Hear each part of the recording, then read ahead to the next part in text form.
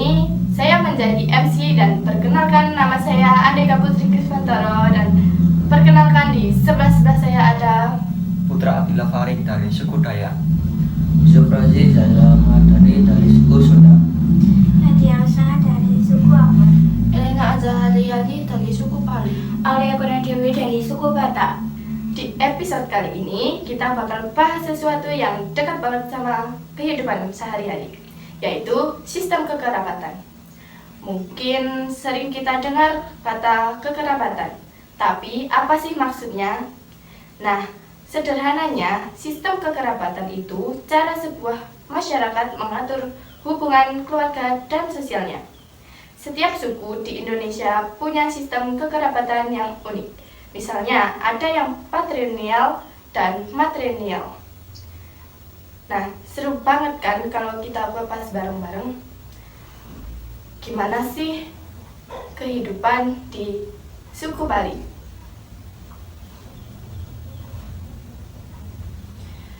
Orang Bali menganut sistem kekerabatan patrilineal, yaitu garis keturunan yang ditarik pihak ayah.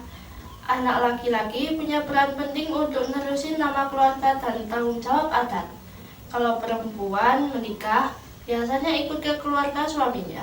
Selain itu, masyarakat Bali juga terikat dalam desa adat, yang membuat semua warganya terasa seperti satu keluarga besar. Jadi, sistem kekerabatan di Bali itu patrilineal dan erat hubungannya dengan desa adat. Singkatnya, ikatan keluarga mereka kuat banget. Oke, sekarang pindah ke suku Ambon. Di Ambon, sistem kerabatan biasanya patrilineal, artinya garis keturunan ditarik dari ayah, dan ada marga yang penting banget buat identitas mereka. Lewat marga, orang bisa tahu asal-usul keluarga. Selain itu, ada juga ikatan sosial yang disebut pela. Pela itu semacam perjanjian antar marga atau antar desa yang sifatnya turun-temurun. Fungsinya buat saling bantu dan menjaga satu sama lain. Tapi ada aturan penting, orang yang punya hubungan pela gak boleh menikah. Jadi sistem kekerabatan di Ambon bukan cuma tentang keluarga inti, tapi juga jaringan sosial yang luas banget. Nah, jadi di Ambon, sistem kekerabatan suku Ambon itu gak cuma sebatas hubungan dalam keluarga inti aja, tapi juga nyambung ke jaringan sosial yang lebih luas lewat marga dan pela.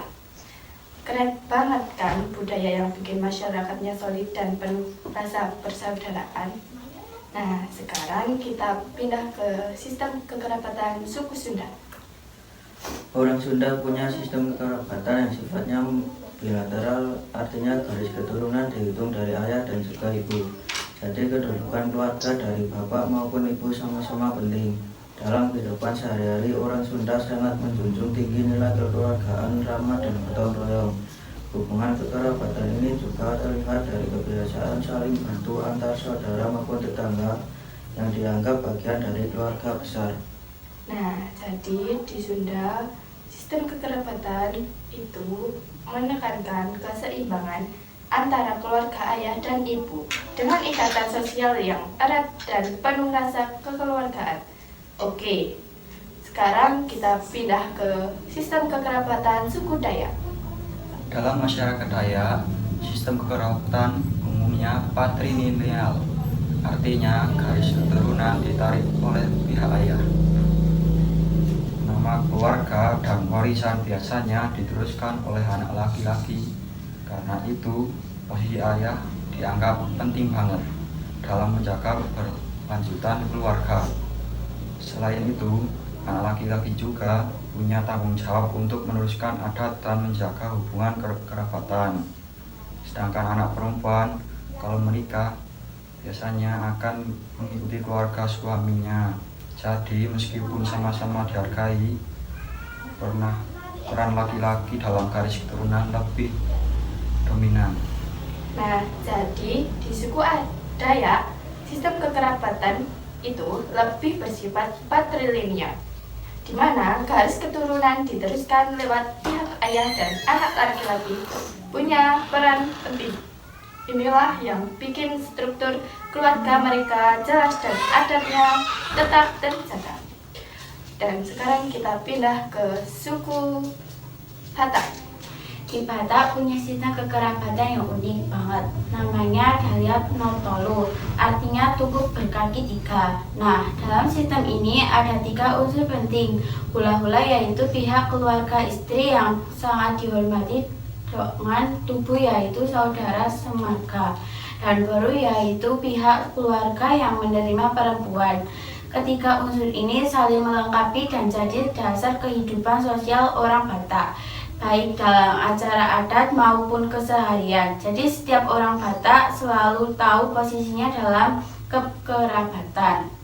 Nah, jadi begitulah sistem kekerabatan suku Batak lewat Dalihanatul yang bikin ikatan keluarga mereka kuat dan teratur. Jadi, begitulah sistem kekerabatan dari suku-suku yang berbeda. Semoga obrolan singkat kita bisa menambah wawasan kalian. Sekian dari kami. Terima kasih. Terima kasih.